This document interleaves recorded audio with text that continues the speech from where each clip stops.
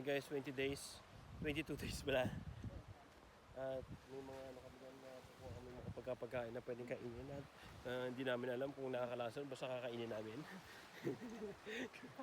Kain na ng kain na para mga tama-tama. Ay mga pagkain kami dito, kakainin namin, nakakainin lang yung mga napupulot namin sa tabing dagat nito. Ayun, napakaganda oh. Nakikita niyo yan, yung kabilang mga isla na yan, yung mga kabiling isla na yan. Isa lang may-ari niyan. Yan oh. Kain yan. Ito, nakakain talaga to. Yan, kain yan. Legit lang, legit. Legit lason.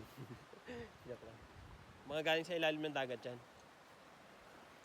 Sa ilalim ng dagat yan. Pero, syempre, dahil wala kayong pagkain, na-stranded kami dito. Dapat yung 16, nakauwi na kami. 22 days na ngayon. Kaya naghanap kami makakain. Legit yan, legit. Tingnan mo ah. Nga. Uy, grabe. Legit siya. Legit siya nga. Bro, nakalutang bro. Tingnan ito guys. Nakalutang oh. Ito yung ito yung tinatawag na ano. Lumulutang na puno.